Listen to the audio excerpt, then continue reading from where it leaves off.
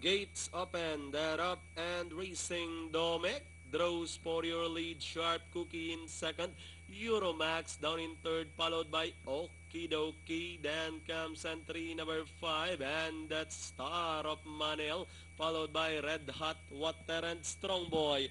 Past the last 800, Domek in command by about 2 lengths. Sharp Cookie still in second. Closing in third is Euromax. Together is Star of Manel. Okidoki past the last 600.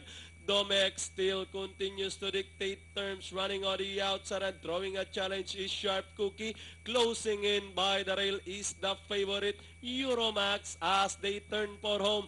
Euromax now takes the lead by the rail, running in second on the outside. Sharp Cookie running by the rail is Domek. Closing in fourth is Star of Manel.